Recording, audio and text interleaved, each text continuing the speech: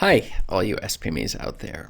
Today's question has 3 answers, and you're going to want to stick around because the third answer, I'm going to tell you the exact length your short story needs to be to make the maximum number of sales.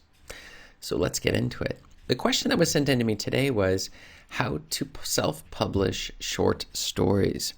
Now, this is an excellent question, and the person who's asking it, most likely you have already written a short story, and now you're left wondering, well, what can you do with it? Is it something that you can put on Amazon or maybe on your website or some other website? This is a common question that I get from my students on a regular basis, and so I want to make sure that I get you the information you're going to need to answer it, because many times you're left just wondering what the right choice is, very confused in an ocean full of options and not knowing which one's right for you, and you end up not getting your short story self-published. So we're going to answer that today. This is Chris Baird from selfpublishingmadeeasynow.com. Hit the subscribe button because that will help me get the word out to more people, and it also tells me that this content is useful to you. So please just do me the favor and hit the subscribe button, and check out below for my completely free self-publishing checklist to make sure you are not skipping any of the important steps necessary to make as much money off of your books as possible and to get your book out there as easy as possible. So those are a couple things. Just check it out below, completely free. So let me hit a little bit from my own story. When I originally got started, I did come into a situation where I had a few short stories. Now, I didn't actually write these stories, but they were ones that I had been given and I was looking to publish, but I wasn't quite sure where exactly how to publish them and in which ways they were different than other books that I would be publishing. After reading around a lot and taking courses and watching movies and videos and all sorts of stuff on self-publishing and investing in way more time and money than I should have, I came to the understanding that really you could just put those books out onto Amazon using similar steps that we do with normal novels. And in particular, the starting place for everybody, every one of my students, is you need to start with Kindle Direct Publishing. So KDP is your first stop. And then after that, you're going to do your print version, and then you're going to do the audiobook version on ACX. The interesting part, at least with the audiobooks too, is that it really doesn't matter how long your short story is.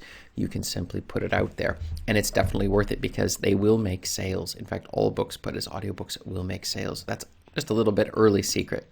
But the thing is, the length did matter in some of these areas, but I'm going to be hitting that as my secret answer of the day.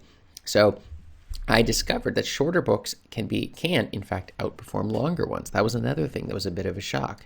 If they're the right length, which we will hit a little bit later, and if the books that you're putting out there are good enough quality that people are going to like them and leave positive reviews. So this is very important when it comes to your short stories. So that's another key aspect. But I discovered that you could actually do quite well with these stories that we were putting onto Amazon. So how to self-publish short stories? Well, the first thing is the process is exactly the same as a novel. You're still going to need to edit the book or the short story. You're going to need a cover for it. You're going to need a description, the keywords, the genre that you're going to be within. You're going to run ads against this thing. You're going to get it out into the Kindle and print and all of the different formats. It makes no difference at all. The second thing is the tool you're going to need to use when doing short stories the correct way.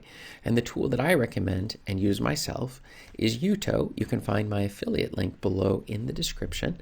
And that is something that I've used for every single one of my books since the beginning when I first tried to do it the hard way, but it will make sure that your formatting is correct.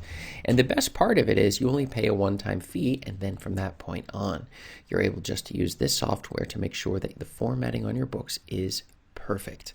And it's so cheap, it's almost a no-brainer considering I tried Scrivener and I tried using Word and I tried just paying people on Fiverr to do the formatting for me, and none of these worked out for me. Now, maybe it worked out for you, but just not for me.